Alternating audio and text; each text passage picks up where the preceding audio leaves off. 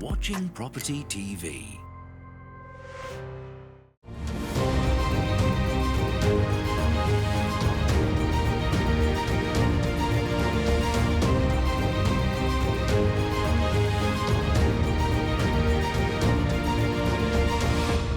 Hello and welcome to Property Question Time. I'm Stephen Galpin and this is the programme where you can have your property related questions answered by our team of property experts. And joining me today is Shane Jewell, Private Client Advisor for luxuryproperty.com, Dubai, via Zoom. Welcome to you, Shane. Hi, Stephen. Your second programme, so you shouldn't be so nervous today. That's and it. Again, we'll try and be careful with you. Joining you is Terry Everson, Business Development Director of Cornerstone FX, foreign exchange experts. Terry, welcome back to you. Hi Stephen, good to be back. Good, okay. Well, I hope you all travelled in well this morning, except of course Shane who's on Zoom, so he doesn't have to worry. I think what we'll do is get straight on with the questioning, and Terry, you're first. When I'm quoted an exchange rate by an FX trader, is that rate negotiable? And if so, by approximately what percentage? I know it's a bit of a, how long's a bit of string question, isn't it? Well, really? there is normally a minimum percentage you charge because, you know, we're not a charity, we have to make money. And it does vary on the size of the transaction. So obviously, if a client was buying a £5 million property as opposed to a 50,000, they're going to get a tighter rate for the larger trade. And most of our clients trade online, so it's a fixed spread on there. So they will see that rate, before. They don't normally phone up to get a quote. They will actually do the trade themselves on the platform, fully disclosed. You do get clients try to negotiate by saying they've spoke to one of our competitors who will do the trade for this spread. Can you beat that? Okay, and do you? Oh, we do. Well, Good. when they say they've been quoted a spread by their bank, we can definitely beat that. But the competitors, they're normally all in the same zone of rates, that you're going to charge a client. Yeah. Okay. I mean, Jerry, I think every time we talk, we mention the sort of disparity between yourself, companies like yourselves, and the banks. Surely the banks must be aware of this. Aren't they interested in being competitive? They are aware because, what banks have done recently, because most of the FX brokers actually settle the trades through their bank anyway, and the banks have been trying to cut those lines off to sort of reduce the competition. But regarding the overall awareness, they've probably brought their rates in a bit tighter to what they used to be. And I think the only clients that now use the banks are the ones that are doing a lot of banking with them, so they want to keep it in-house. Yeah, it's quite interesting though. I mean, the whole banking world is changing, isn't it? I mean, you're losing a lot of the local branches. I suppose those local branches don't tend to do the FX trading, do they? No, they don't. So no. all done at head office. All the headquarters typically, the banks down here in Canary Wharf, HSBC, Barclays. But as I've said before, because of the structure of the banks and their sort of overheads and costs, their spreads are always going to be much wider than the brokers. Okay. And just coming back to the method of people trading, you say they can do it online on the platforms. So presumably they do their research right across the board before they really speak. Well, they're not going to speak to anybody, are they? They're just going to look at the... We would typically, when we get a client purchasing property, interested in opening an account, we'll talk them through the process anyway. And we give them the option that they can go on the platform and trade online, or if they want the assistance of the dealer, they can phone the trading desk. The dealers will talk them through the process and even quote them the rate as well. So they have that option. Yeah, I think I have had a look at your site as well as others, obviously, for the benefit of the programme, and it's quite interesting. I mean, you do offer quite a complete service, don't you? I noticed you've got guides on for buying property in various areas and that sort of thing, and that's extremely useful and helpful. And again, I suppose the banks don't do that, do they? They won't do that.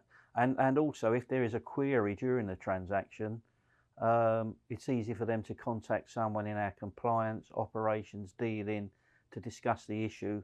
Whereas I say with a bank, you probably won't get that level of assistance or be able to get the right person. No. I mean, for instance, I know on one of our previous programs we've had the subject come up of who people should pay money to, and it was actually in particular a French transaction, and they were saying, well, you never give money to the seller, to the vendor. You'll always either give it to a notary or to perhaps even the agent, Yep. rather than the individual. If you see somebody making that sort of error, would you put them right? Yeah, we would put them right. I say we've yet to see an onward payment going to a non-notary solicitor or the client's overseas account. So we would not normally process a payment going elsewhere. If the client specifically asked for that, we would do our own due diligence on that onward beneficiary to make sure it's all okay. Oh, well, I mean, I think that's an excellent service for your customers, but also it's good protection for your own company too, isn't it? Because you don't want somebody coming back and saying, well, you sent that there. The thing almost as an endorsement. Yeah. If you like. Well, the thing is with us, where the clients have the online platform, they have to put the instructions in for the onward payment and verify them. You know, we don't do that. The client has to do that themselves. Okay. All right. Well, thank you for that, Terry. That all sounds very safe and good. Good to know. Shane, your first question. We've just opened an office in Dubai, and I'm considering buying a property, which will save hugely, I hope, on hotel costs, based on a total of 3 to 4 months stay in Dubai each year. The office is about 20 minutes from the Palm, but I'm not sure whether a villa on the Palm or perhaps a penthouse flat closer to the city would be a better bet. Could the experts give me some guidance, please? There you go. That's a good one for you, Shane. Yeah, great question. Yeah, to be fair, this one, I have this a lot with the Palm because it's very unique. It's either a beachfront villa or it's like a penthouse as such, because there's a few apartment blocks which have like super high value units in the whole building. It's called One Palm. It's very nice. So it all depends on the specific requirement of the client, because you'll have some clients where they have pets, so and they want to have their own like privacy of that villa. So I do find it's very sort of one or the other on the specific requirements of the client. But my personal opinion, I do love the beachfront properties, the villas, because you walk out of your back door, you've got your private swimming pool, the private beach. Like, it is pretty special. So, but it really does, that particular, like that question, it's very client requirement specified, because they'll have their own specifications of what they need. For example, if it's like a younger couple and you can get a nice modern penthouse and you've got all the facilities in the building, they would prefer that. Whereas I find sort of the families which have the kids and the pets, they would much prefer a beachfront property like a villa. So it's a very client specified, that sort of question. But no, it's a great question. Okay, Shane, let me ask you something about management of property there, which would affect this kind of purchaser who's perhaps not in occupation all the time. Now, here in London particularly, it's very rare that a modern block of flats will let you keep a pet. For fairly obvious reasons. A lot of these glass buildings are not really suitable for pets. The rooms are quite high temperature. There's no fresh air there for an animal to enjoy or anything, and so it's probably quite a sensible way forward. Same with high blocks of flats. It's often a lease condition that you don't put washing out on the balcony and that sort of thing. Do you have the same sort of management regulations in Dubai? And not so much, no, because in a lot of the apartment blocks, pets are allowed. Yeah, no, they are. So, and even like you washing on the balconies, like lots of people, I suppose because we have the weather as well, like a lot of people do their washing, they go straight on the balcony. So no, I would say it's Dubai is not the same, that regulation in England. Right, a bit surprised at that, because I mean, I know here, I mean, the washing outside on balconies, for instance, is a heck of a fire risk, because, you know, it's very easy, if one catches fire, it'll soon spread, won't it, across the across the range of balconies, but there we are. Okay, and as you say, in the villas, they're going to have pretty well freedom to do as they like anyway, aren't they? Yeah, 100%. Yeah, and a lot of the villas where you have the space, they have actual like laundry rooms and like they have that type of thing to account for that. So great. All right. Well, sounds pretty organised. I think I'm leaning towards a villa on the palm. yeah, but that doesn't where I mean you want can to be as email well. me endlessly every day for the next 6 months or so. Okay. All right, gentlemen. Thank you very much indeed. That's all we've got time for this half of the show. Join me again with Terry and Shane after the break. You are watching Property TV. You are watching Property TV. Hello and welcome back to part 2 of Property Question Time. I'm Stephen Galpin and I'm joined by Terry Everson and Shane Jewell. Terry, your second question. Can the experts tell me if there's any difference in exchange rate levels and fees quoted for individuals as opposed to companies? If so, what would be the likely difference? The answer is yes, but I will enlarge on that. Okay. Typically, a corporate client trades more regular. It's not a one-off transaction. We have some corporates that trade weekly, some monthly, some every quarter. And depending on the volume of transactions they're doing and the size, depends on the rate. You're obviously going to give a client that trades large size transactions as a corporate better rates than the client trade in a small trade every 6 months. So they would typically get a better rate than a private client, because a typical private client trade is a one-off. You know, we do get some clients that buy an overseas property and then for sort of pay utility expenses, etc., we'll do the odd transaction every quarter, but they're normally a much smaller trade, you know, whereas the property deal is a larger trade. The way property prices have been going, of course, these private clients are spending a lot more money, so they would benefit from tighter rates. But typically, they wouldn't get a good as rate as a regular trading corporate. Okay, Terry, are there any restrictions? I mean, because we're Property TV and and you're good enough to come along and sit on the show, we tend to gear the whole thing to be about property. What sort of percentage of your business is property as to sort of commercial purchases of either goods or trade? I'd probably say 15% is private client business. You know, our main marketing model is aimed at corporates. You know, it's only doing things like this show and some magazines, you know, where we're looking at the private business. So most of our business is aimed at the corporate sector, but we do feel we have expertise in the private sector, and we do get a lot of recommendations from clients that have used us, referring us to another private client that's going to do a transaction. Sure. And are there any restrictions as to the goods or services you can transfer money for? Yeah, we do have a list of things you can't do, you know, sort of firearms, adult entertainment. We also won't get involved all the stuff we're interested in. All the stuff we're interested, all the interesting stuff.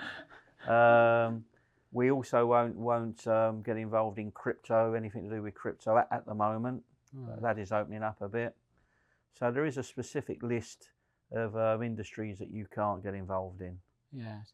Well, I mean, I think cryptocurrency is one thing. It's, you know, it's almost real, isn't it? Yeah. But I think, of course, we're now looking at the metaverse, aren't we? And we're talking about buying properties that don't actually exist. Yeah.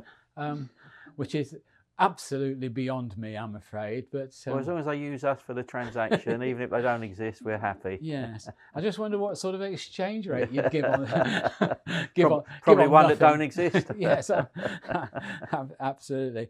Okay, well, I think we'll stay in the real world as far as this program is concerned. So, okay, Shane, your second question. I'm looking to purchase a villa in Dubai, which will be mainly for our own family holiday use. Could the panel advise on perhaps the most popular rental areas along with the most lettable specification so that I can be sure I can let the property during unoccupied periods? That's quite a broad question, Shane, and I think I'd like, if you could, to, in your answer to this question, give us some clues as to sort of the price spreads of the various categories. I think our viewers would find that quite useful. Yeah, no, of course. So again, you want to be looking for the sort of prime residential areas in Dubai, which when you're looking at sort of apartment basis would be your downtown, Marina, Palm Jumeirah. That would be your sort of your basis. There's even, for like, to get a little bit more cheaper options for people like expats moving out here. There's a place, JVC, Jumeirah Village Triangle, that has great priced apartments. So also good for the letting on the unoccupied months. And the price spreads depends, again, area specific, but looking at downtown, one bedroom should be looking at the sort of 80 to 100,000 dirham, which the 100,000 dirham is around the sort of £20,000. And for one bedroom for the lease, for the year, that is, annually. And two bedrooms, again, sort of building specific, because there's a lot of newer buildings which are priced higher, of course.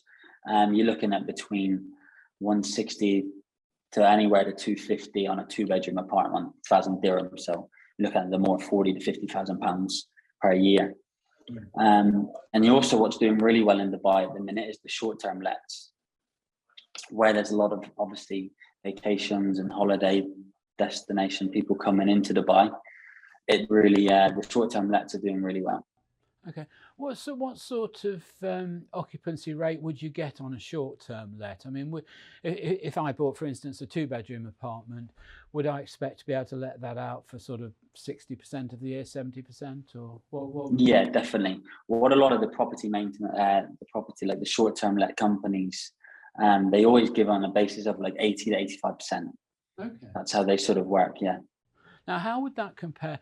I know you're mainly involved with your private sort of client advice, and I'm presuming that relates very much to the top end of the market. And yeah. As we've discussed, perhaps villas on the Palm at $10 million or whatever that's going to come out at. What sort of occupancy rates would you expect to achieve there? Obviously, it's not going to be quite so high, is it? Or is it? Well, yeah, the one thing with Dubai, where there's obviously a lot of wealth is here in Dubai. So like the villas are in high demand. Like these, especially these short-term lets, if the villa is like sort of modern, contemporary, and it's got nice furniture, has been well kept, you'd still be looking at similar. Like they really are, even on these high-end Palm villas, the demand for the short-term lets as well as the annual lets is very, very high. Like they are renting straight away. If it's priced okay, like for an annual let, it will rent straight away for the year. And then the holiday lets, again, I would definitely say you'd be getting around 80%. Obviously, the one thing with Dubai, you have the summer months where it does go quiet because people leave because it's obviously so hot. But there is still a lot of people that stay, for example, if they have their family here or what. But no, I would definitely say you'd still get around the 80% occupancy. So if you've got a top-end villa, again, let's say 10 million, what would you expect to let that out for the year? What sort of return would you get on your capital? Even now, there's been a few leases that have gone on, which are like crazy in the aspect of what people are paying for rent. But you could achieve, like, generally, I think at the minute in this market, between 2.5 million dirhams to 3 million dirhams in rent. So that's looking at 3 million is around £600,000 to £600,000. Okay, so probably about 7%, 7.5%, something. Yeah, between that 6 and 7% on these villas. Some on the short-term lets are getting even better than that. They can sort of get you around the 7 to 8%. Yes. Well, I think Terry and I will be saving up and hopefully relying on your expertise shortly. I don't know whether Terry can transfer our money over to do that. Can you, Terry? Oh, I can do that for you. Personally, I'll probably be looking more at Canvey Island. But, right, okay. Well, I was just going to say, when Shane Gailey said, well, most people stay here for the summer. Of course, it's the same in London, we stay here for the weather too, But... yeah, that's when you want to be in London, isn't it? Let's be honest. Okay. All right. Well, look, I'm going to thank you both very much indeed for coming in. Terry Everson, thank you. Thank you so much for coming in. Shane Jewell, great to have you on the programme for the second time. Thank you for your information. Mind you don't get sunburnt, and we're not at all jealous of the weather you're enjoying. I'll go put some Factor 50 on. Thank you very much for your contribution to the show. Thank you, guys. I'm Stephen Galpin. Join me again next time on Property Question Time.